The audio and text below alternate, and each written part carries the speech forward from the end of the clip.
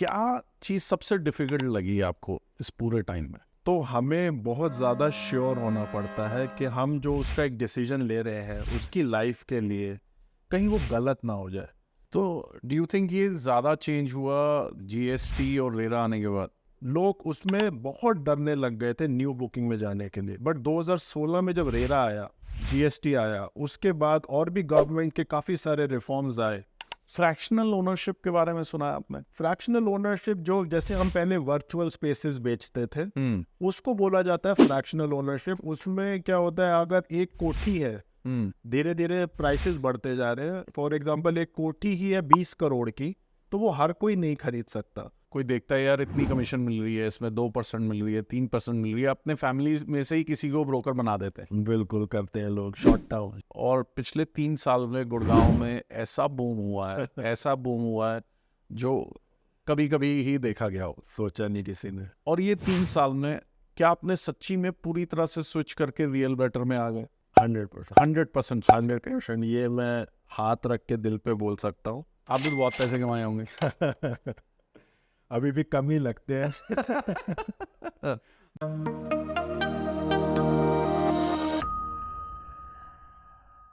Hello everyone, welcome to podcast by Space Creators. Now today's podcast is very different. Till now we've showcased a lot of people working with developers. आज जो हमारे साथ guest हैं, इन्होंने 17 साल की journey की है रियल एस्टेट में। इन्होंने मोस्टली एज अ ब्रोकर, जिसको आम आदमी की ज़बान में प्रॉपर्टी डीलर भी कहा जाता है, वैसे काम किया है। और आज ये एक टेक प्लेटफॉर्म बना रहे हैं, और ये ऐसा टेक प्लेटफॉर्म बना रहे हैं जो पूरी इंडस्ट्री को अल्टर कर देगा। और इसके सबसे बड़े बेनिफिशरीज इन्वेस्टर्स मतलब आप लोग हो गए। इस पॉडकास्ट पे हम बात करेंगे गौरव कपूर के साथ, जो एक प्लेटफॉर्म बना रहे हैं रियल बेटर करके। और आज इस पॉडकास्ट में हम बात करेंगे प्रॉपर्टी आधार क्या है, क्या जो अभी रियल एस्टेट में बूम चल रहा है वो बबल है, क्या आप दिल्ली एनसीआर में बैठ के आउटसाइड दिल्ली एनसीआर भी प्रॉपर्टी खरीदें, वो आपके लिए अच्छा होगा या बुरा होगा, एंड मेनी मोर डिस्कशंस। तो आइए मिलते हैं गौरव कपूर से। वेलकम गौरव।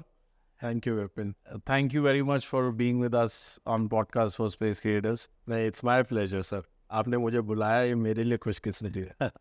तो गौरव, स्टार्ट यहाँ से करते हैं कि आप हमारी ऑडियंस को बताइए, आपको 17 साल हो चुके हैं रियल एस्टेट में, तो और वेरियस रोल्स की हैं। रियल एस्टेट में कैसे आए आप? एज मतलब how did you get into real estate? So मैं बाहर पढ़ने गया था, मैं 3 साल बाहर था, 2004 से लेकर 2007 तक। बाहर किधर? मैं यूके गया था, अपनी MBA करी मैंने वहाँ पे 1 साल, फिर उसके बाद मैंने वहाँ 2 साल जॉब करी। 2007 में मैं और मेरे ब्रदर दोनों ने डिसाइड किया वापस आने का। तो जब यहाँ वापस आए तो मेरे फादर तब दिल्ली से गुड़गांव शिफ्ट हो चुके थे। अच्छा। एंड हम सीधा वापस गुड़गांव ही यहाँ पहुँचे। तो यहाँ पर आके देखा कि यहाँ अभी गुड़गांव उस समय डेवलप हो रहा था, बहुत सारे नए प्रोजेक्ट्स, नई रोड्स बन रही थी उस समय। तो हमने 1-2 इन्वेस्टमेंट्स करी, जो हमने दिल्ली में अपनी प्रॉपर्टी बेची, उससे जो पैसा थोड़ा बहुत मिला वो यहाँ आके हमने बोला एटलीस्ट इसको इन्वेस्ट कर देते हैं। तो जब हमने इन्वेस्ट किया तो देखा कि बहुत बड़ा गैप है यहाँ पे। मतलब हम लोग प्रॉपर्टी लेना चाह रहे हैं, बट किस पे ट्रस्ट करें, कैसे ट्रस्ट करें। उस टाइम मार्केट बहुत डिफरेंट होती थी। मैं बार बार बोलता हूँ, उस टाइम जो ब्रोकर्स होते थे ना, वो चारपाई वाले ब्रोकर्स होते थे 2007 में। साथ में, और हुक्का लेके बैठे रहते थे। एंड अगर आपको प्रॉपर्टी लेनी है तो आप उनके पास जाते थे, आपको ट्रस्ट ही नहीं होता था कैसे इनके साथ वो काम करेंगे। एंड उस टाइम प्रोफेशनलिज्म बिल्कुल भी नहीं था।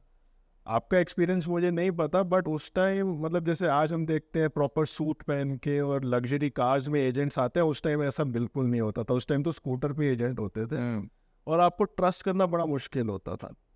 तो मेरे को एकदम से पता नहीं क्यों, मेरी डेस्टिनी थी, मेरे को एक फैसिनेशन हुआ कि यार ये काम बहुत अच्छा है यार। अगर इस इंडस्ट्री में सीखा जाए और हम जैसे पढ़ लिख कर आए हैं, हम इनसे कुछ अलग दिखते हैं, तो जो इस समय क्लाइंट्स आ रहे हैं कॉर्पोरेट्स वाले, और जो दिल्ली के क्लाइंट्स आ रहे हैं, वो हमारे से डील करना चाहेंगे रादर देन यहाँ के लोकल लोगों से।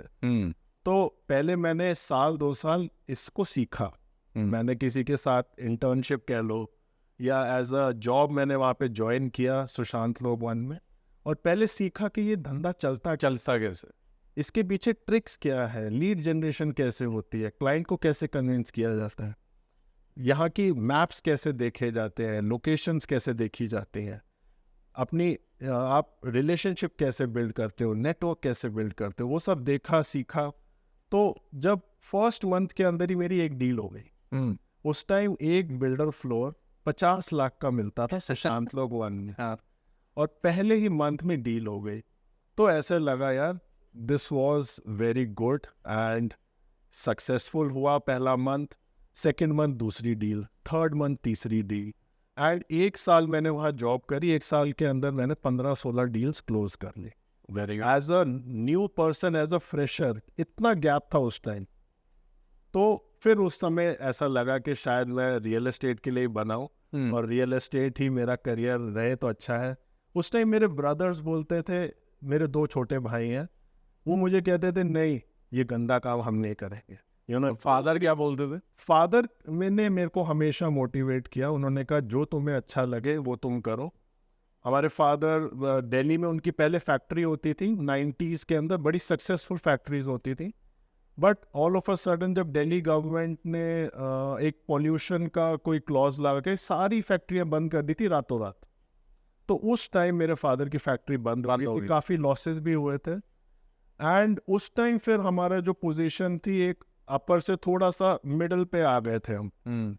तो फिर फादर ने डिसाइड किया कि नहीं, मैं अपने बच्चों को फैक्ट्री में नहीं डालना चाहता, क्योंकि फैक्ट्री वाली लाइन जो हमारी थी वो बहुत ज़्यादा मेहनत वाली थी। तो फादर ने बोला तुम जो करना चाहते हो, तुम पढ़ के आए हो, यू हैव द एक्सपोजर, आप करो।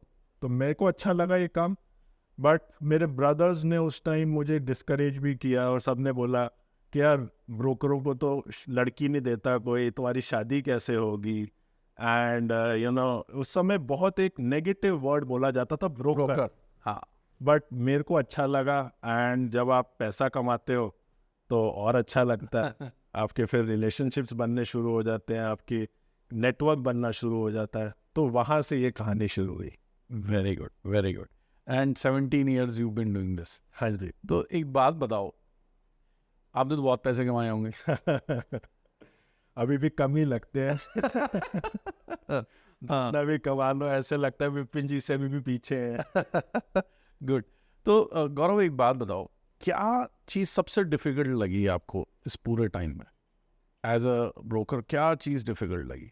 सर मेरे को पर्सनली ऐसा लगता है कि हम जब किसी दूसरे का पैसा लगवाते हैं तो हमें बहुत ज़्यादा श्योर होना पड़ता है कि हम जो उसका एक डिसीजन ले रहे हैं उसकी लाइफ के लिए कहीं वो गलत ना हो जाए।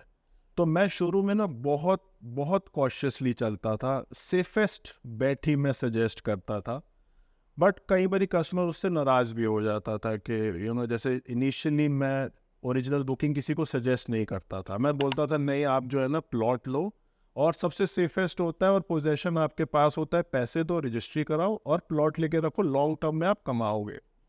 बट मार्केट 2009-10 की तरफ चेंज होने लगी, डेवलपर्स आने लगे, हाई राइज अपार्टमेंट आने लगे, अच्छे अच्छे आईरियो M3M जैसे ब्रांड आने लगे एंड वहाँ पे लोगों ने काफ़ी पैसा कमाना शुरू किया।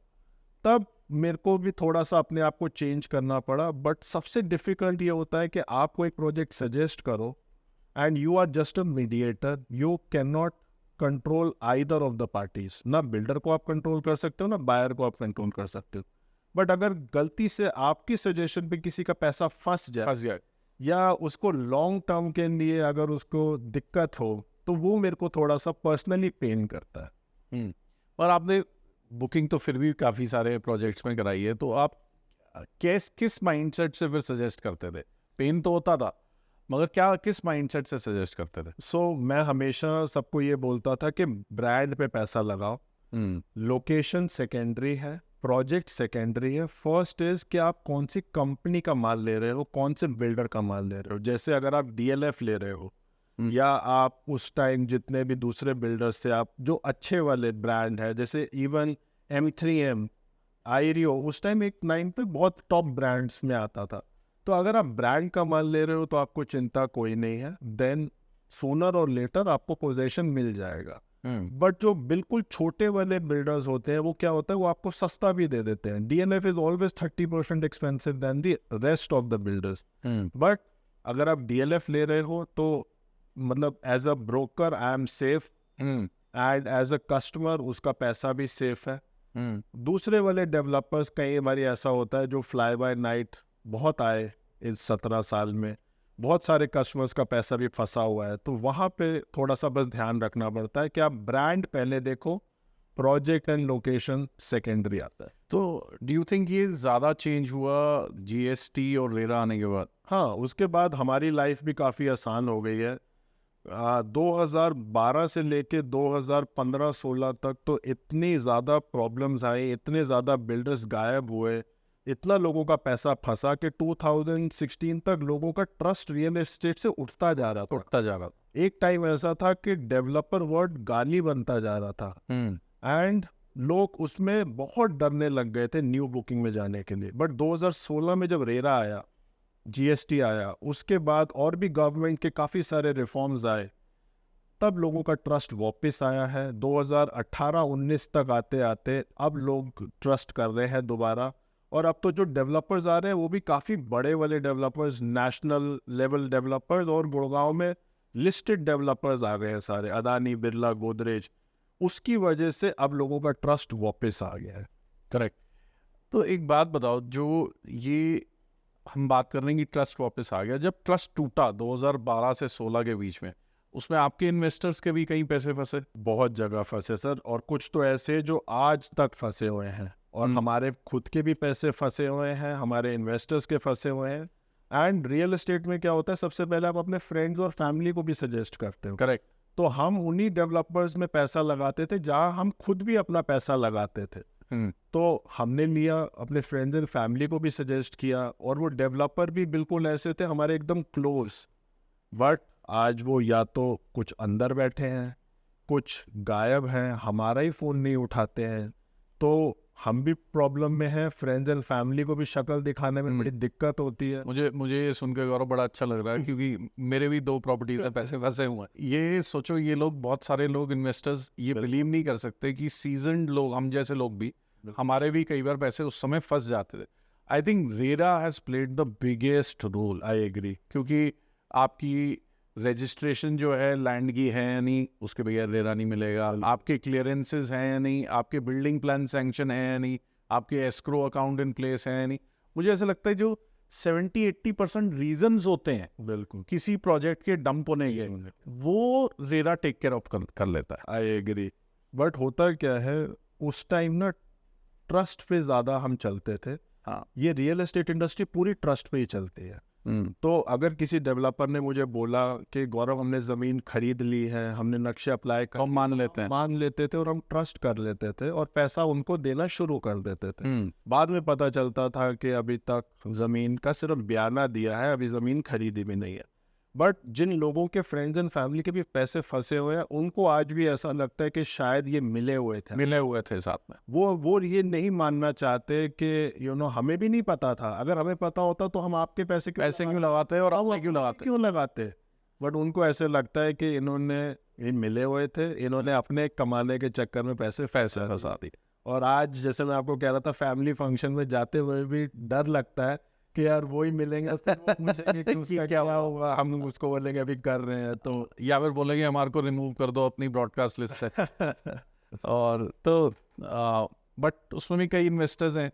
जैसे मैं बताता हूँ, मेरे 1-2 फ्रेंड्स थे जिनके वैसे कहीं फंसे थे. हमने भिवाड़ी बेचा था और सब कुछ किया था उसमें, मतलब फंसे तो नहीं, लॉस हुआ, they didn't make money, but when they continued staying with us और उन्होंने ट्रस्ट दिखाया, तो मेरे साथ क्या हुआ गौरव, मेरे लिए ये हो गया कि यार इसको मैंने पहली प्रॉपर्टी जो दिलाई उसमें लॉस किया है इसने, 10-15% पैसा गया है इसका नीचे, मगर ये फिर मेरे पे ट्रस्ट दिखा रहा है.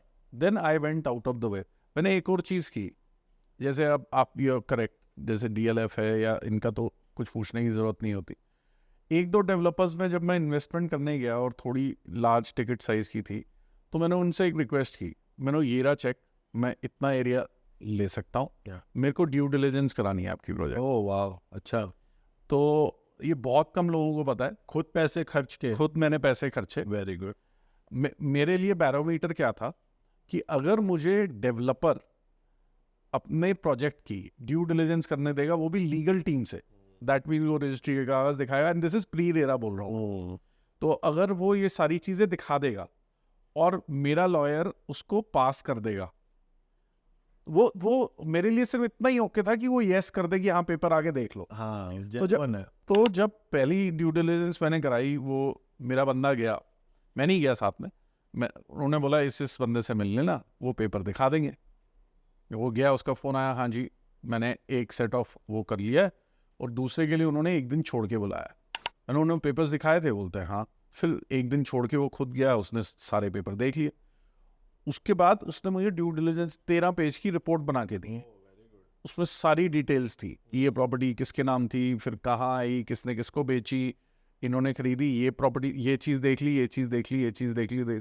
एंड में रिपोर्ट में उन्होंने बड़ा क्लियरली लिखा हुआ था कि सारी चीज़ें इन प्लेस हैं, ओनली रिस्क जो मार्केट ऊपर नीचे जाएगी वो तो हम, और अगर थोड़ा सा पैसा लगा, बट आपको क्लैरिटी मिल गई और कॉन्फिडेंस मिल गया, आपके कस्टमर्स को भी आपको भरोसा हो गया कि आपको नहीं, मैंने सबसे पहले फिर उसमें अपने लिए प्रॉपर्टी ली।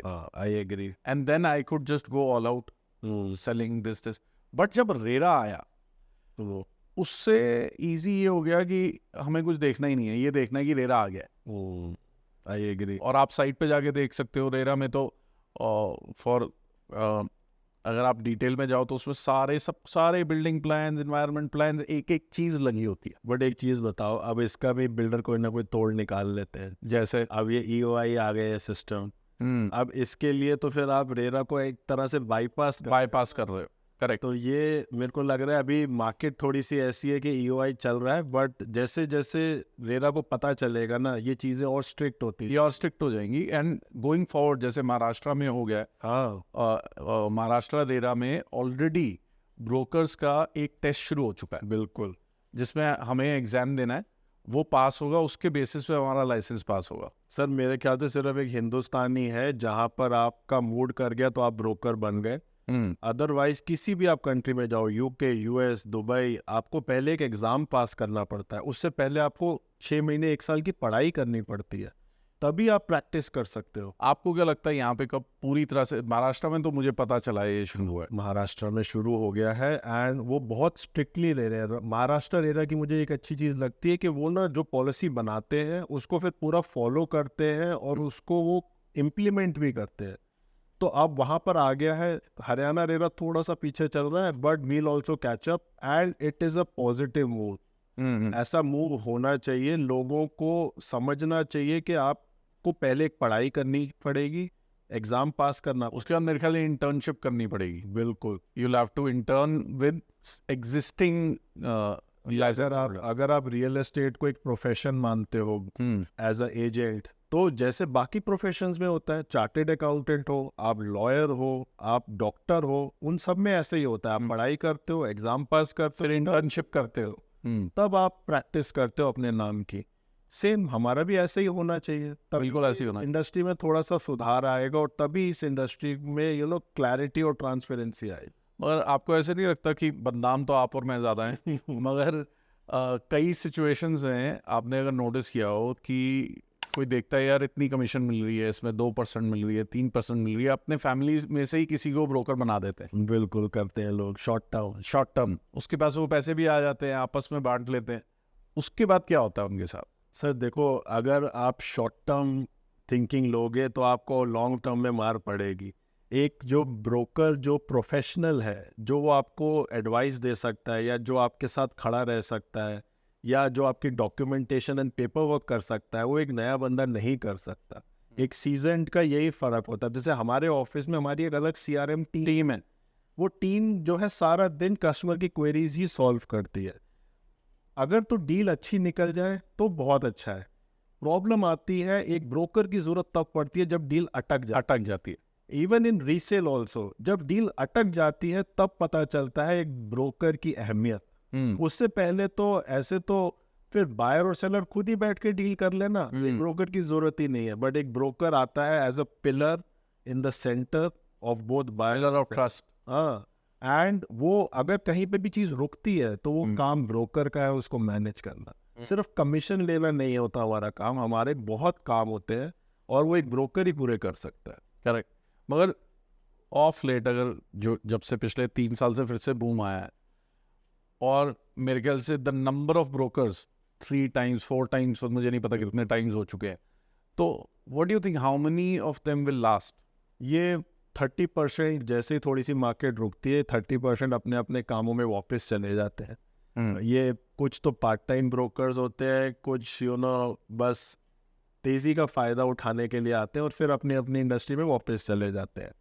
सबसे बड़ी प्रॉब्लम क्या है, हमारे हिंदुस्तान में कोई एक ऐसा प्लेटफॉर्म नहीं है जो आपको सजेस्ट कर सके ब्रोकर। अगर आप यूएस में जाओ वहाँ पे जिलो है, रेडफिन है और ऐसी बहुत सारी ऐसी कंपनीज है जहाँ से आप अपनी सर्च स्टार्ट करते हो। मेरा आज भी ये मानना है कि अगर आपको एक सक्सेसफुल ट्रांजैक्शन करनी है तो आपको सबसे पहले एक रिलायबल ट्रस्टवर्दी एक ब्रोकर चाहिए जिसकी स्पेशलाइजेशन हो उस एरिया में।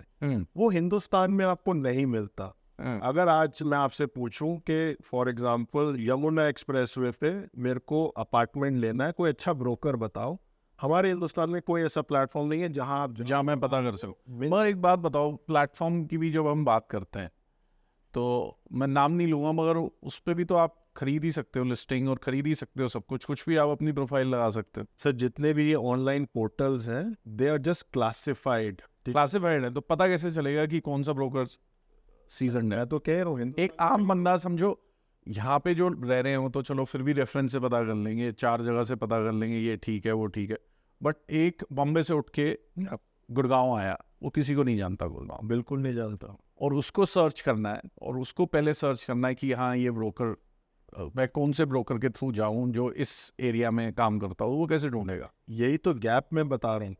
हमारे अभी तक जितने भी ऑनलाइन क्लासिफाइड पोर्टल्स हैं 99 एकड़, मैजिक ब्रिक्स, हाउसिंग, ये लोग क्या करते हैं, आप इनका पैकेज खरीदो और कोई भी अपनी लिस्टिंग्स डाल सकता है। वो ये वेरीफाई भी नहीं करते कि वो ब्रोकर है भी या नहीं, क्या वो बिल्डर है भी या नहीं, एंड यूजर है भी या नहीं। आप पैकेज खरीदो और आपका जो मन आए डालो, आप गुड़गांव की डिटेल्स डालो, न्यूयॉर्क की फोटोज डालो, दे डोंट केयर। यही गैप मैं आपको बता रहा हूँ। इंडिया के अंदर एक ऐसे प्लेटफॉर्म की जरूरत है जहां पर आप जाके ट्रस्टवर्दी ब्रोकर्स को ढूंढ पाओ। अब ये बताओ, ये प्लेटफॉर्म ज्यादा इंपॉर्टेंट होगा या अगर गवर्नमेंट इंटरवेंशन तो फिर भी चाहिए होगी?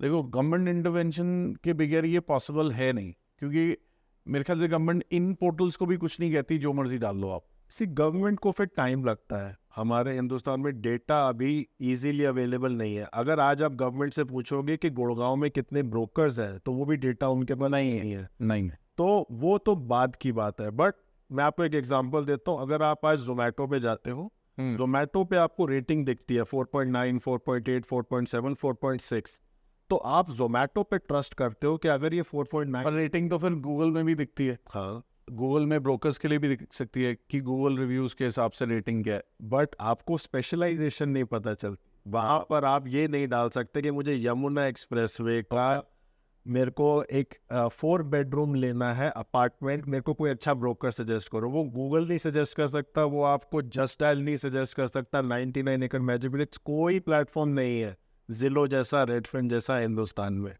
ये गैप है जिसके ऊपर हम काम कर रहे हैं। एंड इस पे रेटिंग्स आते आते अभी टाइम लगेगा, क्योंकि रेटिंग्स आएंगी जितने कस्टमर्स आके रिव्यूज डालेंगे। तो आपका जो प्लेटफॉर्म है रियल बेटर, उसमें आप ब्रोकर रिव्यूज पे भी काम कर रहे हो? बिल्कुल। उसमें आप, जैसे आपने बोला, कोई नया बंदा आया है, कोई एनआरआई है या कोई बैंगलोर से बंदा आया है जिसको गुड़गांव में प्रॉपर्टी खरीदनी है या बेचनी है, वो हमारे प्लेटफॉर्म पे आएगा, वो डालेगा I need a broker who can sell my apartment on golf course extension road and 5 crore का मेरा अपार्टमेंट की डिमांड है। तो हम उनको सजेस्ट कर सकते हैं, ये विपिन जी हैं, इनका इतने साल का एक्सपीरियंस है, ये इनकी रेटिंग है, ये मिस्टर एक्स है, मिस्टर वाई है, मिस्टर जेड है, will give them 5 top agents for that particular property, for that particular location, for that particular category. अब इसमें भी एक मिस्टेक पॉसिबल है, जो ऑलरेडी आपने पहले बोला जोमेटो में होता है, कि वो टॉप 5 कैटेगरीज भी तो खरीदी जा सकती हैं। हाँ, वो होता है, बट रेटिंग नहीं खरीदे जा सकते।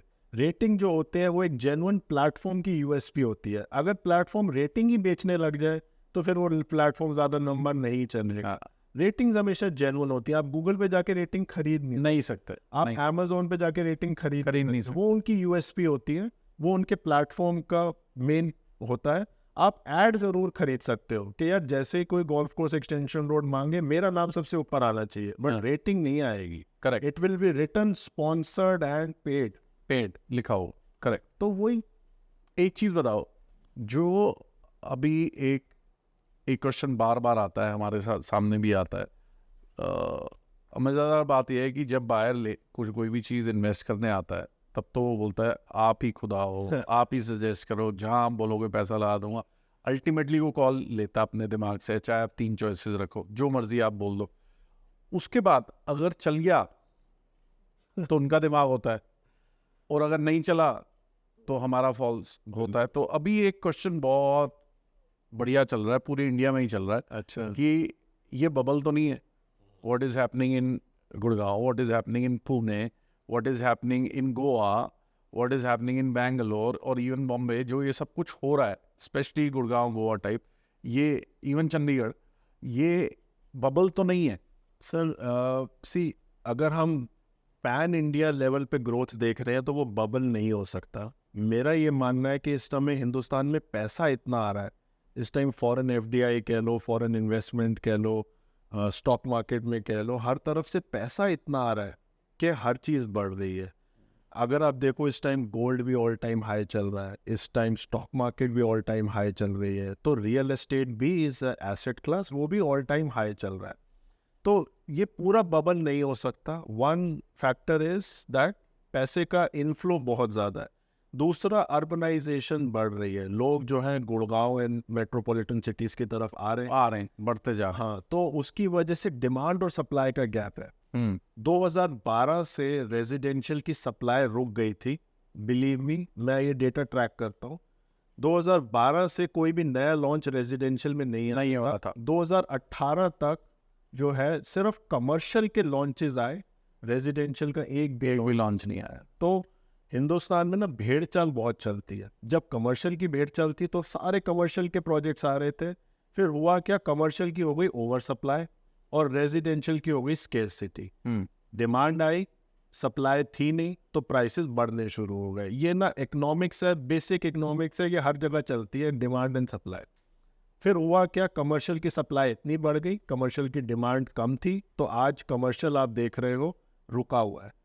बट रेजिडेंशियल अब बिकॉज ऑफ लास्ट 5 years में इतनी ज़्यादा सप्लाई आ गई है कि डिमांड अब अगर थोड़ी सी भी स्लो हुई तो प्राइसेस स्टेबल हो जाएंगे या थोड़े से गिरेंगे भी, बट टेम्परेरी रियल एस्टेट में गिरते हैं, बहुत ज़्यादा लंबे टाइम के लिए नहीं गिरते।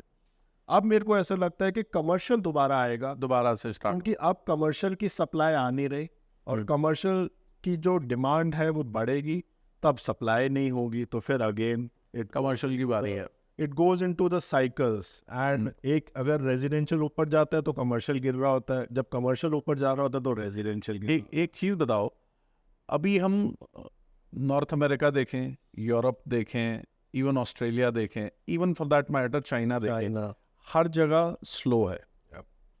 लोग रिसेशन की भी बात कर रहे हैं, रिसेशन है ये वो। इंडिया कैसे बचा हुआ है उस चीज़ से? मतलब हम बात कर रहे हैं यहाँ पे office leasing all time high पे है, और अमेरिका में office leasing all time low पे है। ये इतना बड़ा गैप क्यों है? How is India getting all this? मेरा ये मानना है कि वहाँ उन कंट्रीज में ना पिछले 15 से 20 साल में बहुत ग्रोथ आई है।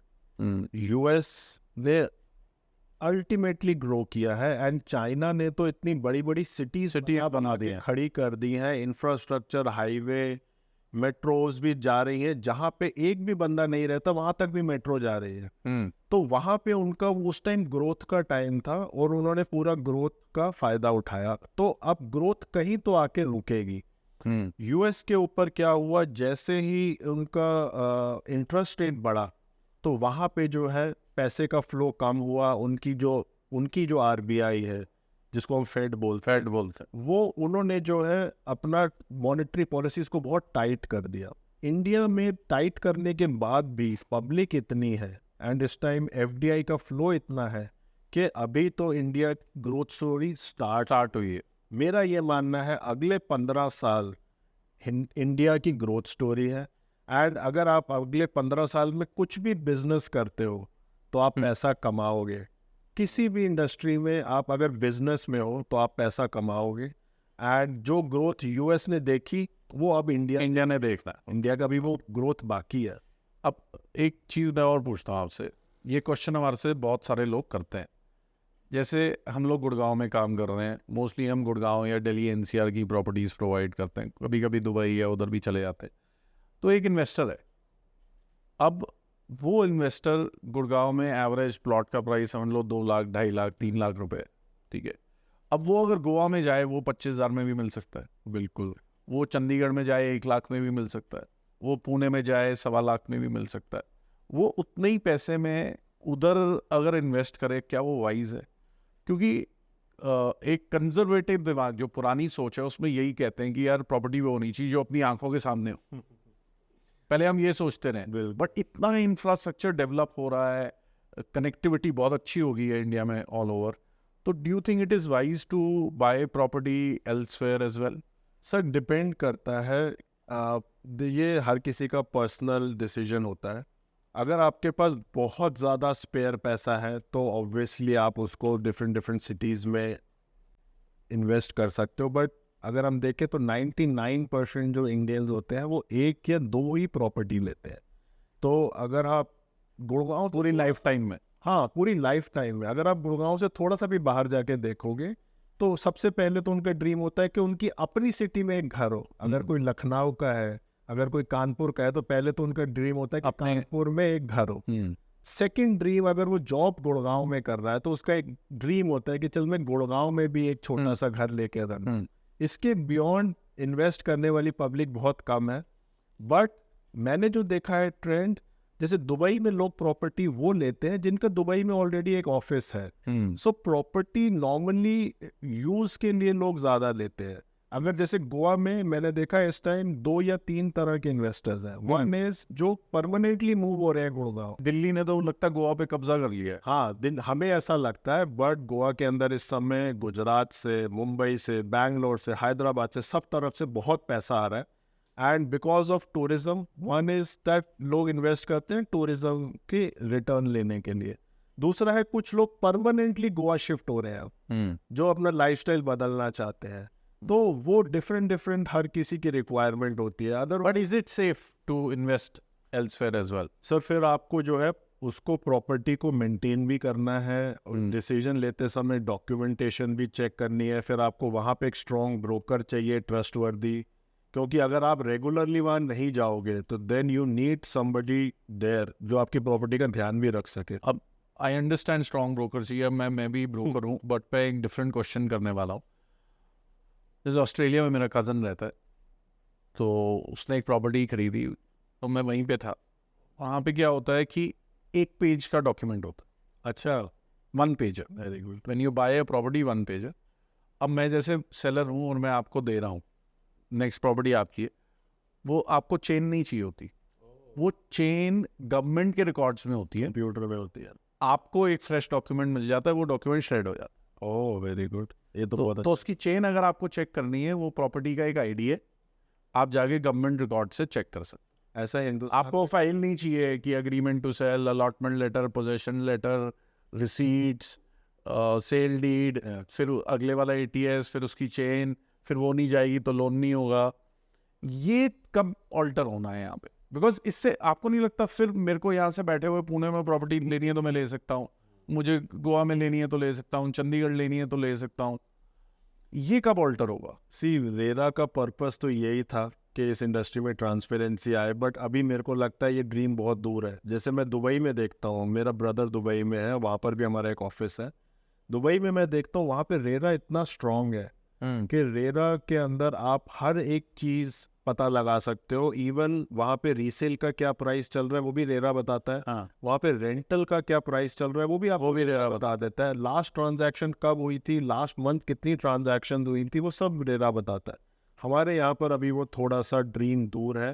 पहले तो इस इंडस्ट्री में थोड़ी सी अभी ट्रांसपेरेंसी की ज़रूरत है। उसके बाद हम ये ड्रीम देख सकते हैं। अगर आप यूएस जाते हो, और हम ये पैरेलल क्यों नहीं कर सकते? मतलब why can't there be one single ID and it is resolved? Government के काफ़ी सारे इनिशिएटिव्स आ रहे हैं अभी इस टाइम, बट वही बात है, प्रायोरिटी अभी नहीं है। अगर आप भी जानते हो, मैं भी जानता हूँ, सारा पैसा तो पॉलिटिशियंस का लगा होता है। इट इज़ नॉट अबाउट कि वो कर नहीं सकते, इट इज़ नॉट अबाउट कि वो करना ही नहीं चाहते अभी। ठीक है, अभी उनको ऐसे लगता है कि यार अगर ऐसी कोई स्ट्रॉन्ग पॉलिसी आई तो उनके खुद के पैसे फंस जाएगी। एक चीज़ और बताओ कि जैसे यहाँ पे हरियाणा में शुरू हुआ है कि सारा रिकॉर्ड चंडीगढ़ जाता है। जब हम रजिस्ट्री कराते हैं सब कुछ चंडीगढ़ जाता है। अब तो इवन जब हम ट्रांसफर्स करते हैं अंडर कंस्ट्रक्शन उसका भी रेरा में वो रजिस्ट्रेशन होता है। तो इतनी डॉक्यूमेंट्स की रिक्वायरमेंट के बदले एक डॉक्यूमेंट नहीं हो सकता है। सी अभी कंसोलिडेशन चल रही है। अभी तो पिछले साल तक तो आप सोचो एमसीजी अलग था, बिजली का बिल अलग, पानी का बिल अलग, रजिस्ट्री अलग, रेंट एग्रीमेंट अलग। अभी तो इनको पहले गवर्नमेंट कोशिश कर रही है कि इन सबको एटलीस्ट एक आईडी पे ले आए, जिसको ये प्रॉपर्टी आधार बोल रहे हैं या जिसको आप प्रॉपर्टी पासपोर्ट बोल रहे हो। ये 2017 में गवर्नमेंट में पास हो चुका है, बट अब लागू कब होगा ये नहीं पता। रेरा जब लागू हुआ था उसके साथ पास हो गया, उसके नेक्स्ट ईयर ही पास हो गया था, बट अभी बहुत ज़्यादा फर्क है। अभी जैसे अगर आप इसके बारे में थोड़ा बोलो, मतलब एक ही डॉक्यूमेंट में क्या क्या हो जाएगा? एक तो सारी आपकी प्रॉपर्टीज एक आईडी में आ जाएंगी, जिसको प्रॉपर्टी आधार बोलेंगे। हाँ, प्रॉपर्टी आधार उसको बोल रहे हैं। जैसे कि आपकी जितनी भी प्रॉपर्टीज होंगी वो आपको लिंक करनी पड़ेंगी उससे। अगर किसी भी प्रॉपर्टी का आधार से लिंक नहीं है तो वो जब्त हो जाएगी, वो गवर्नमेंट के हिस्से में चली जाएगी। जैसे कि अभी आपका बैंक अकाउंट है, उसको आपको अपने आधार से लिंक करना पड़ता है। अगर आपका डीमैट अकाउंट है उसको भी लिंक करना पड़ता है। ऐसे ही अब एक नया आपको प्रॉपर्टी आधार मिलेगा, आपकी जितनी प्रॉपर्टीज सब उससे लिंक हो जाएंगी, सब उससे लिंक होंगी। फिर उसका एमसीजी रिकॉर्ड, उसका बिजली का बिल, उसका पानी का बिल, सब कुछ एक उस पे आ जाएगा, एक आईडी पे आ जाएगा। सो दैट एक आईडी आपने डाला और आपको पूरी क्लैरिटी मिल जाएगी। ये अंडर कंस्ट्रक्शन पे भी लागू होगा, सब पे लागू होगा। एंड गवर्नमेंट चाहती है कि क्लैरिटी हो, ताकि अभी क्या है ना, हिंदुस्तान में इतनी प्रॉपर्टीज है जो बेनामी नामों पे लोगों ने ले रखी हैं। एंड उसकी प्रॉब्लम क्या होती है, अगर आप कोर्ट में जाओगे 90% से ज़्यादा केसेस जो है कोर्ट्स के अंदर जो पेंडिंग पड़े हुए हैं वो सब फैमिली प्रॉपर्टी डिस्प्यूट्स है। तो गवर्नमेंट चाहती है कि ऐसे एक्शन लिए जाएं जिससे कि ये सारा रिजॉल्व होने लगे, अदरवाइज वो केस कभी खत्म ही नहीं होंगे। एंड इससे ट्रैक भी नहीं हो सकता कि कितनी ट्रांजैक्शन हो रही है, कितनी ट्रांजैक्शन। वो जब एक आईडी होगा, फिर आपका वेल्थ टैक्स और आपकी हर चीज़, आप अगर आप प्रॉपर्टी गिफ्ट करना चाहते हो किसी को तो वो सब आपके लिए आसान हो जाएगा। बट वो होगा कब ये बताना बड़ा मुश्किल है। आई विश ये भी हमें पता चल जाए। एक चीज़ और बताओ, अब आपकी जर्नी की वापस बात करते हैं। आपने 15 साल ब्रोकरेज की, 16 साल बिल्कुल करें, और पिछले 3 साल में गुड़गांव में ऐसा बूम हुआ है ऐसा बूम हुआ है जो कभी कभी ही देखा गया हो, सोचा नहीं किसी ने। और ये 3 साल में क्या आपने सच्ची में पूरी तरह से स्विच करके रियल बेटर में आ गए? 100%। ये मैं हाथ रख के दिल पे बोल सकता हूँ कि मैंने पूरा का पूरा स्विच करा है टुवर्ड्स टेक। हाँ, मेरे को ऐसा लगता है कि आने वाला टाइम टेक है और डिजिटल है। जैसे हम बात कर रहे हैं, डेटा चाहिए इस इंडस्ट्री को एंड बहुत सारी ट्रांसपेरेंसी चाहिए। वो तभी हो पाएगा जब टेक आएगा, और टेक आने के बाद जो सीरियस प्लेयर्स हैं और जो नॉन सीरियस प्लेयर्स हैं वो भी अलग हो जाएंगे। तो मैंने पिछले 3 साल अपने डेडिकेट करे हैं फॉर जो कि प्रॉपर्टी के बूम के थे, प्रॉपर्टी के बूम, जिसमें कई लोगों ने अपनी लाइफ टाइम की अर्निंग्स बनाई। बिल्कुल, मेरे और उसमें आपने इतना बड़ा रिस्क लिया। मेरे फैमिली मेम्बर तो आज भी यही बोलते हैं कि शायद इसका दिमाग खराब हो गया है, यहाँ लोग कमा रहे हैं और ये गंवाने में लगा हुआ है। बट अगर आपको एक विजन है और अगर आपको एक पेन पॉइंट दिख रहा है और आप उस पर काम ना करो तो वो मेरे को, I don't want to have a regret after 10 years कि यार ये काम हम कर सकते थे और इस काम के लिए हमारे पास टाइम भी था बट हमने किया नहीं। तो मैंने पूरा अपना 100% फोकस इस समय मेरा रियल बेटर पे है। मैं कोई ट्रांजैक्शन इस टाइम नहीं कर रहा हूँ एंड मकसद ये है कि इस इंडस्ट्री की ग्रोथ हो इस इंडस्ट्री की सेल्स और बढ़े जब सारे के सारे एजेंट्स और बिल्डर्स एक प्लेटफॉर्म पे आके काम करेंगे, तब इस इंडस्ट्री की जो ग्रोथ होगी वो और अलग लेवल की होगी, जो अभी चल रही है उससे भी ज़्यादा हो सकती और आपको लगता है कि एक प्लेटफॉर्म में सारे आ सकते हैं? है। ये इंडस्ट्री इतनी बड़ी है कि शायद 2 या 3 प्लेटफॉर्म, जैसे मैं हमेशा एग्जांपल देता हूँ जोमेटो का, मेरा फेवरेट है जोमेटो। रेस्टोरेंट इंडस्ट्री इतनी बड़ी है कि इस समय जोमेटो स्विगी दोनों काम कर रहे हैं। और उसके अलावा और भी पहले फूड पांडा भी था, उसके अलावा उबर ईट्स भी है। तो फूड डिलीवरी में बहुत सारे प्लेयर्स की अभी ज़रूरत है। यहाँ पर अभी कंसोलिडेशन की ज़रूरत नहीं है, बट रियल एस्टेट में पिछले 17 साल में प्रॉपटेक में कोई नहीं है हुआ, नहीं, सिवाय लिस्टिंग साइट्स के कुछ भी नहीं है। क्लासिफाइड पोर्टल्स हैं या ऑनलाइन ब्रोकर्स है, इसके अलावा कोई इनोवेशन नहीं हुआ है और ये इंडस्ट्री पूरी की पूरी इन नीड पड़ी हुई है। बट इसमें ना मेरा एक डिफरेंट थॉट प्रोसेस है। मैंने टेक भी किया है, या तो शायद तब किया हो जब it was too early. I personally made some money, company did all right, we sold it to one of the giants, but ultimately उन्होंने भी उसका कुछ खास किया नहीं, सिर्फ डेटा यूज़ किया होगा। मेरा ये मानना है कि प्रॉपर्टी में टेक लीड जनरेशन के लिए ज़रूर आ सकता है, डेटा मैनेजमेंट के लिए आ सकता है, बट एक्चुअल सेल्स तो रिलेशनशिप से होती है। बिल्कुल, मेरे रिलेशनशिप से ऊपर हमारे उसमें कुछ भी नहीं है, तो टेक इसको डिस्टर्ब कैसे करेगा? सर हमारा भी इंसाइट यही है कि आप इस इंडस्ट्री से ब्रोकर को नहीं हटा सकते। हाँ, ब्रोकर इस इंडस्ट्री का कोर है और बाकी पूरी इंडस्ट्री ब्रोकर के आसपास ही चलती है। बट आप ब्रोकर को एम्पावर कर सकते हो थ्रू टेक। आज हमारे पास कोई भी ऐसा प्लेटफॉर्म नहीं है जो हमारे को कोई मदद देता हो। वो टेक हम बिल्ड कर रहे हैं। हम ब्रोकर को हटाने की बात ही नहीं कर रहे हैं। हम कभी नहीं कह रहे कि ऑनलाइन बायर और सेलर आएगा और वो डील हो जाएगी। वो चीज़ तो 99 एकड़। तो आपका प्लेटफॉर्म क्या हेल्प देता है? हमारा प्लेटफॉर्म, अगर एक एजेंट के पास जब बायर आता है तो उसको जो स्ट्रगल होती है सेलर ढूंढने के लिए या उसके पसंद की प्रॉपर्टी ढूंढने के लिए, या जो बायर है he wants to see 20, 30, 40 properties before taking a decision, वो जो उसकी जर्नी है, वो जो उसका पेन पॉइंट है, वो हम सॉल्व करते हैं। क्योंकि अगर आपके पास क्लाइंट आया और आपने बोला कि सर मुझे 2-3 दिन दो, मैं आपके लिए वर्किंग करता हूँ, तो वो क्लाइंट उतना नहीं वेट करेगा, वो किसी और को कॉल कर लेगा। गुड़गांव में 15,000 ब्रोकर हैं, वो किसी भी दूसरे के पास चला जाएगा। या फिर अगर आपके पास क्लाइंट आया और आपने बोला कि सर मेरे पास तो 2 प्रॉपर्टी है, तो वो 2 आपसे देखेगा और फिर वो ऐसे 20 ब्रोकरों के पास जाके सबसे 2-2 देखेगा। करेक्ट। तो आपने जो पैसा लगाया लीड जनरेशन में, वो आपका पूरा वेस्ट हो गया। इसीलिए जो कन्वर्जन रेट है वो 100 आप क्लाइंट से बात करते हो तो 1 क्लोज कर पाते हो। वो कन्वर्जन और वो जो आपका पेन पॉइंट है वो रियल बेटर आपके लिए सॉल्व कर सकता है। अगर आपके पास बायर है तो आपको वो कनेक्ट करता है दूसरे ब्रोकर से जिसके पास सेलर है। अगर आपके पास सेलर है तो वो आपको कनेक्ट करता है दूसरे ब्रोकर से जिसके पास बायर है। एंड सिमिलरली वो कनेक्ट करता है आपको बिल्डर्स और डेवलपर्स से। आप खुद सोचो, आज एक भी ऐसा प्लेटफॉर्म नहीं है जिसमें आपको सारे गुड़गांव के करंट प्रोजेक्ट्स की इंफॉर्मेशन मिल जाए। आप मेरे को नहीं है, बोल दो, कोई भी नहीं। एज अ ब्रोकर आपके पास कोई नहीं है।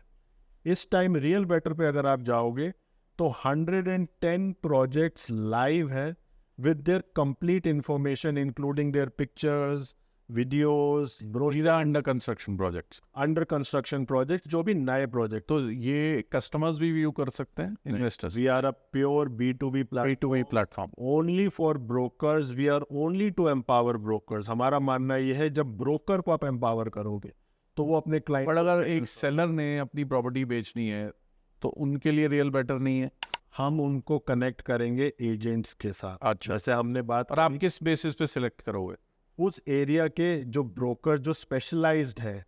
ओके। अगर आप मेरे प्लेटफॉर्म पे आके गोल्फ कोर्स एक्सटेंशन के अपार्टमेंट्स डालते हो रेगुलरली, तो मेरे को पता है कि आप स्पेशलाइजेशन है, तो फिर आप उसको सिलेक्ट करो। प्योर जोमेटो मॉडल या अमेज़न, तो हम खरीद नहीं पाएंगे आपसे ये सेलर्स। नहीं, मतलब आप अपनी स्पेशलाइजेशन डालोगे। जैसे नहीं, मैं आपको बोलूं कि आपके पास 4 सेलर आएंगे तो आप मुझे दे देना गौरव, उसकी आप मेरे से चार्जेस ले लेना। हम या आप मेरे से, अगर मैंने क्लोज कर लिया तो मेरे से परसेंटेज शेयर ले लेना। हम आपको जो है हम एंड यूजर को राइट ब्रोकर के साथ मैच करेंगे और फिर उस राइट ब्रोकर को बोलेंगे कि आप कस्टमर की हेल्प करो, यहाँ पे लीड जनरेशन नहीं होगी। क्योंकि गौरव जो आप बोल रहे हो ना, अगर ये हो जाता है ये रेवोल्यूशनरी है, ठीक है, अगर ये हो जाता है ये बहुत यूजफुल है, बिल्कुल। ठीक है, it will resolve a lot of pen points for clients जो ढूंढ रहे हैं, they will be very happy. मैं आपको बताता हूँ, जैसे आप जोमेटो के फैन हो, मैं जोमेटो का बहुत बड़ा फ़ैन हूँ। अच्छा। और मैं जोमेटो का फ़ैन बना था जब वो सिर्फ एक रिव्यू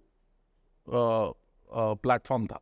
आपको याद है पहले इनका ऐप भी नहीं था, ये सिर्फ वेबसाइट होती थी। हाँ, और सिर्फ आप मेन्यू कार्ड देख सकते हैं। मेन्यू कार्ड देख सकते थे ज़्यादा से ज़्यादा, बिल्कुल और पिक्चर्स भी आप अपलोड करते थे। बिल्कुल। तो मैं तब का रिव्यूअर हूँ, पता नहीं मैं वो लेवल 14-15 पता नहीं कौन सा वाला रिव्यूअर हूँ, उस समय वो लेवल्स होते थे। हाँ। तो मैं कई जगह जाता था तो मुझे फ्री में अच्छा। खाना मिलता था या कोई डिश मिलती थी या डिस्काउंट मिलता था, कि वो चेक कर लेते थे कि ये वो है ब्लॉगर है, उसका इन्फ्लुएंसर है, जो भी उनका कुछ होता था। फिर 500-700 मैंने वर्ल्ड वाइड उनके डाले हुए थे। वाह। अच्छा। तो I used to love that platform that much. मगर वो जैसे ही कन्वर्ट हुआ फूड डिलीवरी ऐप में, अब मैं जब नोटिस करता हूँ, अब मैं डालता ही नहीं। अब मैं रिव्यूज बहुत ज़्यादा डालता नहीं, उनको मांगना पड़ता है कि यार, क्यों, मुझे समझ में आता है कि यार ये तो वही है।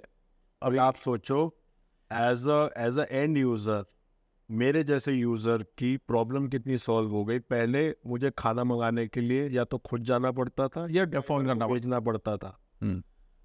फोन करते थे तो बड़ा मुश्किल से खाना 2 घंटे बाद आता था, या तो आप ड्राइवर भेजते थे। अब मैं आपसे यही बोल रहा हूँ कि अगर आपने ये चीज़ कर ली तो बहुत अच्छा है, बट बहुत कैंडिड क्वेश्चन है, एंड में ना आपने मैक्सिमम पैसे ब्रोकरेज में कमाए हैं। अब जब आपके पास इतनी लीड्स आएंगी, आप समझ रहे हो मैं क्या पूछ रहा हूँ, जब आपके पास इतनी लीड्स आएंगी, आपके पास मेरे जैसे ही भाई आएंगे, I am including my self in that, कि और आके बोलेंगे जी आपके पास अगर इस एरिया की लीड आ रही है, आप मुझे भेज दो ना। बिल्कुल ठीक है। आप मेरे साथ परसेंटेज शेयरिंग कर लो, सो मैं क्लोजर करूंगा, 1% लूंगा तो आपको भी उसमें से दे दूंगा। हमने क्या किया है, आप उसमें कैसे, उसको कैसे मैनेज करो? हमने अपने आप को प्योरली बोला है we are a tech company. हम अपने आप को बोल ही नहीं रहे हैं कि we are a real estate company या गौरव कपूर कौन है आप ज़्यादा नहीं देखोगे।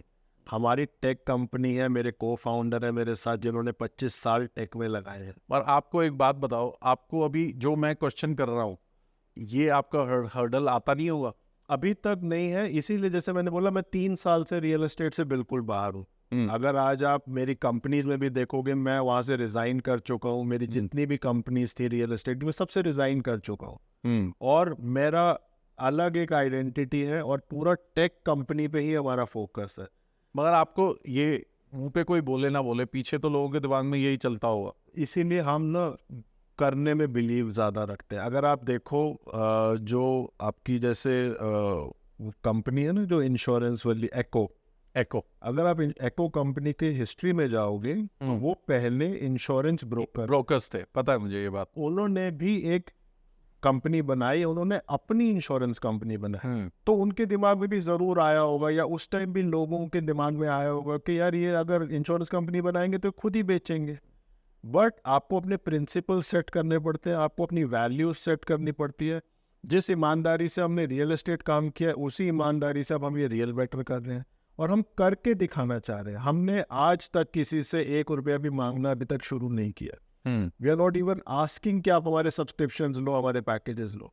मैं आपको बताता हूँ, मैं ये क्यों इसलिए भी पूछ रहा हूँ, because I face the same problem. I agree. जैसे मैं रियल एस्टेट ब्रोकरेज में हूँ, मैंने कोवर्किंग शुरू की, तो पहले 1 साल आईपीसीज और कुछ ब्रोकर्स थोड़े वेरी रहे मेरे से। बिल्कुल। ये तो उन्होंने मेरे बेटे को फेस पे पूछा कि यार आप लोग तो क्लाइंट्स को डायरेक्ट कर लोगे, ये कर लोगे। फिर उसने क्लियरली बोला, अगर आप हमारी हिस्ट्री देखो, हमने ऑफिस लीजिंग कभी की नहीं है, और की होगी कभी वन ऑफ ट्रांजैक्शन की हो तो की हो, एंड वी मेड शो, हमारे पास आज भी कोई ऑफिस लीजिंग की इंक्वायरी आती है, हम करते नहीं।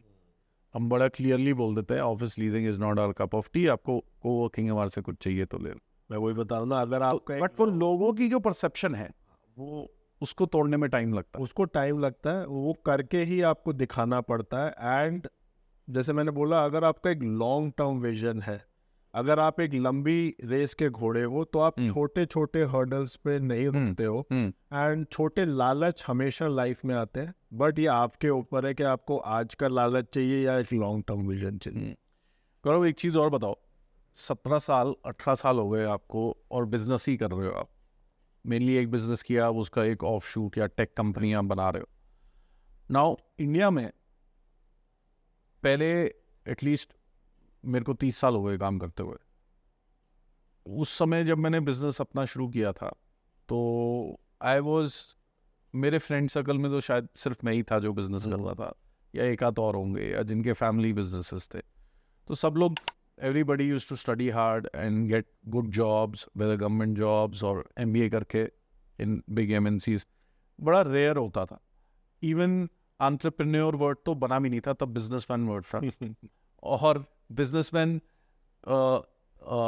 ऑनेस्टली बता रहा हूँ, कई तो लड़कियों के फादर बोलते थे हम बिजनेस फैमिली में लड़की नहीं देंगे, बिजनेसमैन को नीचे देखा जाता। बिल्कुल। उसके बाद जब बिजनेसमैन ने बहुत पैसे बना लिए तो एंटरप्रेन्योर वर्ड आया, स्टार्टअप वर्ड आया। बिल्कुल, आई एग्री। और अभी ये कंडीशन है कि हर बंदे को स्टार्टअप करना है। बिल्कुल। किसी से पूछो आप क्या कर रहे हो, स्टार्टअप कर रहा हूँ, मैं एंटरप्रेन्योर हूँ, which is very good in one way. You know, India is a nation where जहाँ कुछ भी होता है तो फिर बल्क में ही होता है, बूमिंग होता है। बट आपको नहीं लगता कि हर बंदे को ये जर्नी के अंदर जो चला गया है, इसका कोई बैरोमीटर कोई कैसे सेट करे कि किसी इंसान को जाना चाहिए या नहीं जाना चाहिए, या करके ही पता चलता है, कैसे करना चाहिए? क्योंकि हर एक ने ये जोश उठाया हुआ है कि मेरे को ये करना है। सर, मेरा ये मानना है कि आपके अपने गोल्स और आपका अपनी लाइफ का विजन पहले सेट होना ज़रूरी है। हर किसी को एंटरप्रेन्योर बन के ही खुशी नहीं मिलती। बहुत सारे ऐसे मेरे फ्रेंड्स हैं जो अच्छी बड़ी बड़ी कंपनीज में लगे हुए हैं और वो अपनी लाइफ में बहुत खुश हैं। उनको आपके फ्रेंड्स 40 टच कर गए होंगे, ठीक है ना? तो वो सेट हैं। मैं बात कर रहा हूँ somebody who is say 21 to 25, और मतलब 21 से 30 साल की एज ग्रुप की बात कर रहा हूँ। वो उनके अंदर तो इस समय यही है कि हर एक को स्टार्टअप करना है या एंटरप्रेन्योर करना है। तो वो लोग कैसे इस चीज़ को जज करें कि मेरे लिए ये ठीक है या नहीं है? सर, 20 से 30 साल में अगर आप हो तो आपको सबसे पहले तो अपनी स्किल डेवलपमेंट पे काम करना चाहिए। आपको जो है अपने नेटवर्क्स बिल्ड करने चाहिए, अपनी लर्निंग्स करनी चाहिए, पढ़ाई करनी चाहिए और स्किल डेवलपमेंट करनी चाहिए। 27-28 के बाद you should get into entrepreneurship. और आजकल तो बहुत सारे लोग आते हैं, वो 21 से 21.5 साल तक एक काम करते हैं और बोलते हैं हमारी स्किल डेवलप हो गई। स्किल डेवलपमेंट के लिए कितना टाइम चाहिए होता है?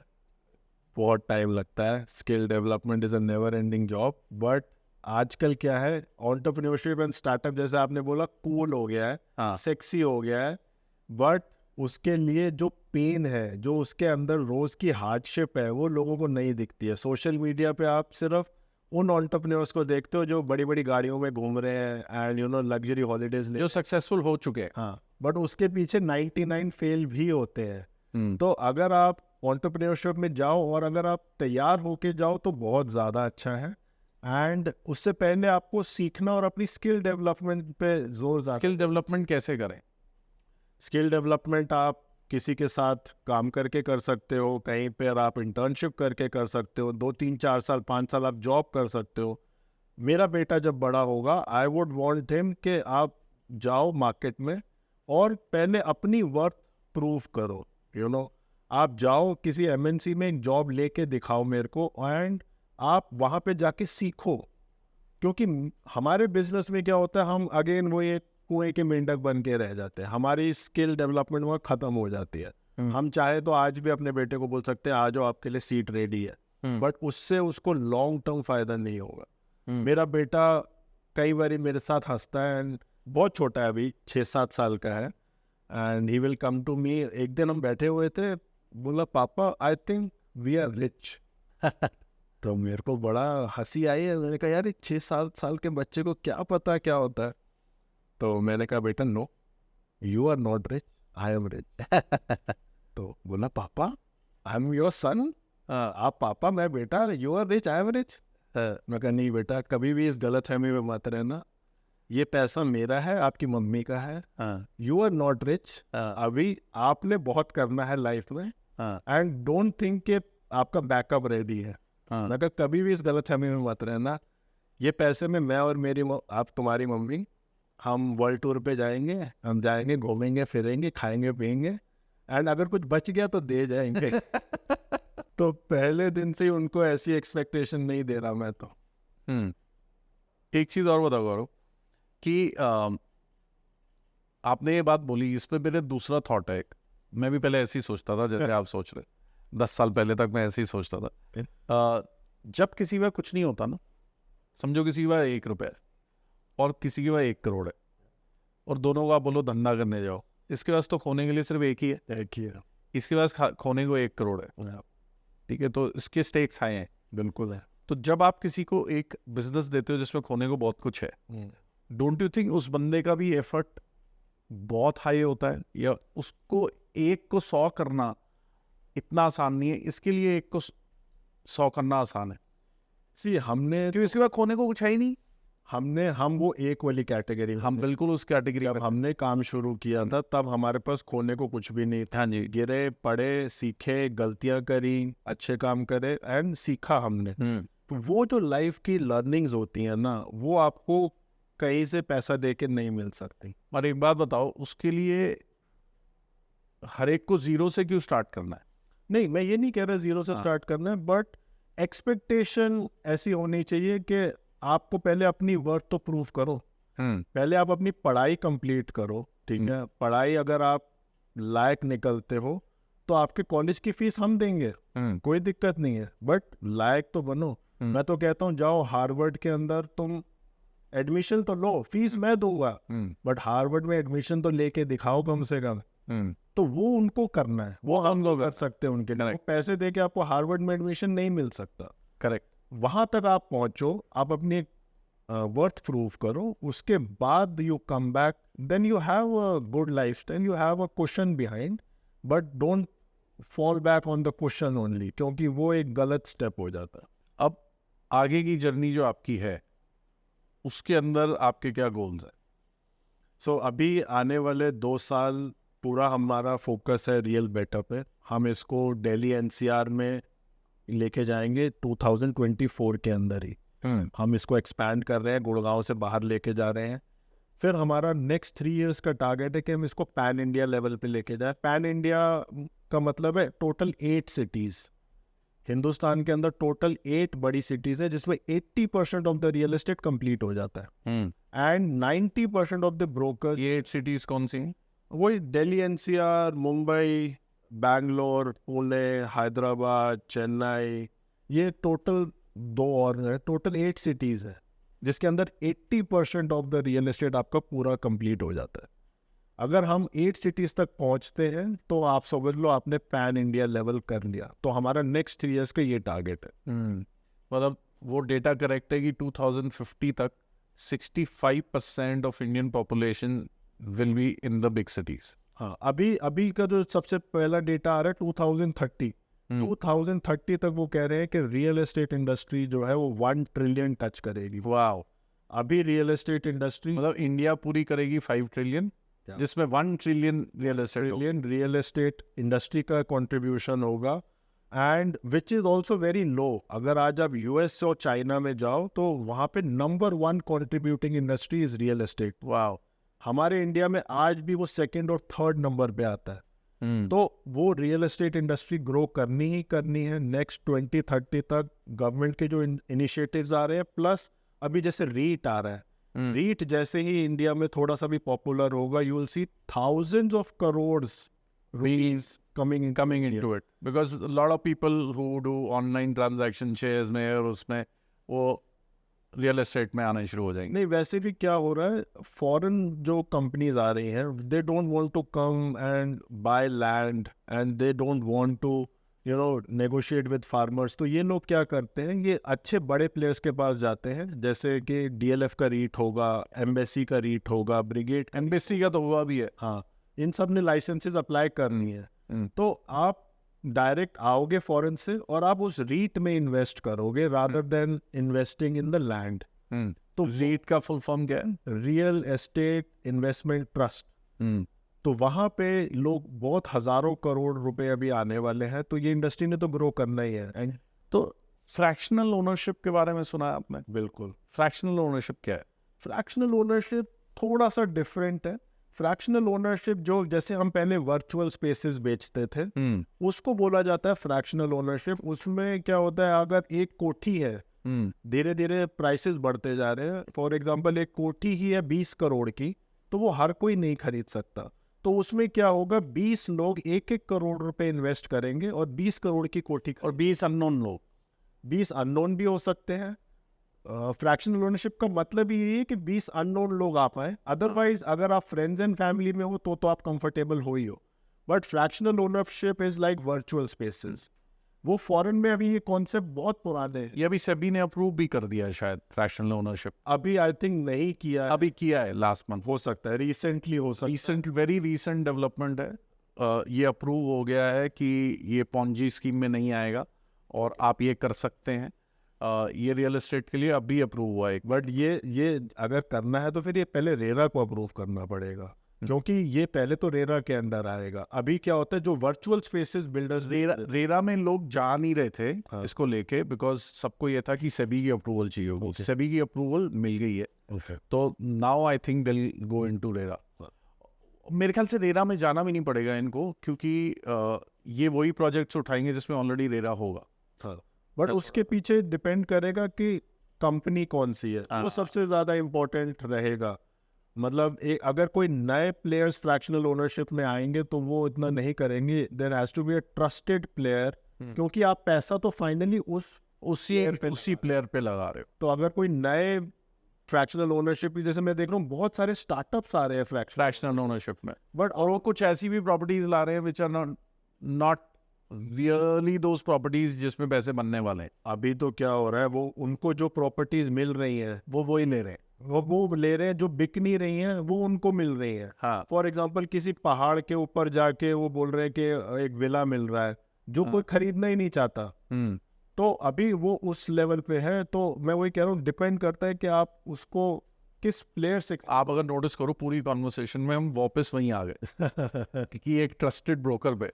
बिल्कुल, मतलब हम एंड में वहीं घूम के आ जाते हैं। जितनी भी फ्रैक्शनल ओनरशिप में चले जाएं, रीट में चले जाएं, सारा का सारा दारोमदार ट्रस्ट पे आ जाता है। बिल्कुल, कि ट्रस्टेड डेवलपर होना चाहिए, ट्रस्टेड ब्रोकर होना चाहिए। बिकॉज आई थिंक इसका रीजन ये है कि किसी भी इंसान की जो सबसे बड़ी इन्वेस्टमेंट होती है, बिल्कुल, वो रियल एस्टेट। और बड़ी अजीब चीज़ है, मेरे दिमाग में एक थॉट आ रहा है कि रियल एस्टेट को हम रियल बोलते हैं, है वो रियल एसेट, मगर उसमें उसको बेचने वालों में या बनाने वालों में फिर भी कितना बड़ा ट्रस्ट डेफिसिट है। बिल्कुल है। शॉर्ट टर्म थिंकिंग लेके चलते हैं। मेरे को तो आज भी ऐसे लगता है रियल एस्टेट के काफ़ी प्लेयर्स जो है वो शॉर्ट टर्म थिंकिंग में लेके चलते हैं। एक एक प्रोजेक्ट तक की उनकी थिंकिंग रह जाती है। वो डीएलएफ की तरह लॉन्ग टर्म नहीं सोच पाते कि अगले 50 साल क्या होगा, अगले 100 साल क्या होगा। वो प्लेयर्स मिसिंग है हमारी इंडस्ट्री के अंदर। वो प्लेयर्स भी मिसिंग है, वैसे ब्रोकर्स भी मिसिंग है। मतलब ऐसा नहीं है मिसिंग है, बट कम है, बहुत कम है। तो एडवाइस आपकी इन्वेस्टर्स को फाइनली क्या है? रियल एस्टेट से अच्छा इन्वेस्टमेंट कोई भी नहीं है। Not even gold, not even stock market. हम तो आज भी अगर पैसा इकट्ठा होता है तो रियल एस्टेट ही खरीदते हैं। एंड अगर आप ये किसी से भी पूछ लो, सिंपल सा मेरा तो बैरोमीटर होता है, जितना भी कोई स्टॉक मार्केट की प्रेस करे उनसे पूछो, अगर मैं आज आपको 5 करोड़ दूं, आप रियल एस्टेट लोगे या स्टॉक मार्केट में लगाओगे? 99% लोग रियल एस्टेट बोलते हैं, क्योंकि 5 करोड़ रुपए आपके स्टॉक मार्केट में ढाई भी रह जाएंगे एक दिन में। बट रियल एस्टेट में ऐसा नहीं होता। बट अच्छे डेवलपर का खरीदें, अच्छे ब्रोकर के थ्रू काम करें और ट्रस्टेड रिलेशनशिप्स बनाएं। यूएस में अगर आप जाते हो तो जैसे फैमिली डॉक्टर होता है, ऐसे यूएस में फैमिली रियल्टर्स होते हैं। हाँ, जो लगातार उन्हीं फैमिली ऑफिस मैनेज करता है, उन्हीं रियल्टर्स के साथ काम करते हैं। तो इंडिया में अभी वो भी मिसिंग है। एक क्लाइंट भी जैसे अगर आ जाता है तो क्लाइंट का भी कोई भरोसा नहीं होता। वो एक साथ 20-20 एजेंट से बात कर रहे होते हैं, नेगोशिएट कर रहे होते हैं, कई बार तो 15-15 हज़ार 20-20 हज़ार रुपए के लिए नेगोशिएट कर रहे होते हैं, जिससे कि वो फिर ट्रस्ट, दोनों साइड ट्रस्ट मिसिंग हो जाता है। और ज़्यादातर धारणा ये है कि ब्रोकर ही काम गलत करता है। क्लाइंट कई बार बिडिंग करवा रहे होते हैं, बिल्कुल करवा, वो सेम टाइम पे एक से रेट ले रहे होते हैं, दूसरे से रेट ले रहे हो, और वो ब्रोकर अपने ही ब्रोकरेज में डिस्काउंट दे दे दे दे दे दे करके नीचे जा रहा होता है। और फिर एंड में एक ऐसा ब्रोकर आता है जो मिस कमिटमेंट करके डील ले जाता है, और बाद में कस्टमर भी परेशान होता है और बिल्डर भी परेशान होता है। I know. So this trust has to come from both sides. And I think the fact of the matter, or the moral of the story, is that broker और builder के ऊपर पहले खोज करें, प्रॉपर्टी पे नहीं, क्योंकि लोग कहाँ टाइम स्पेंड कर रहे हैं, कौन सी प्रॉपर्टी अच्छी है। बिल्कुल ठीक, टाइम स्पेंड कर ही नहीं रहे हैं कौन सा डेवलपर या कौन सा ब्रोकर अच्छा है। बिल्कुल ऐसे ही होना चाहिए। So thank you very much Gaurav, बहुत अच्छा लगा विपिन जी आपके साथ। ऑल्दो हमने इनफॉर्मली काफ़ी बात करी, आज फॉर्मली भी बात हो गई। फॉर्मली क्या, मेरे को तो लग रहा है ये हम इनफॉर्मली ही कर रहे हैं। And thank you so much, I am sure this will be very very useful to many people, and all the best to Real Better. Thank you. And I will be very happy. I think I'll be happiest if you can make this a very successful, useful platform. Because मेरा भी एक take dream था, but maybe आप इसको fulfill कर लोगे। हमारी पूरी कोशिश है, पूरी मेहनत से कर रहे हैं। All the best to you. Thank you.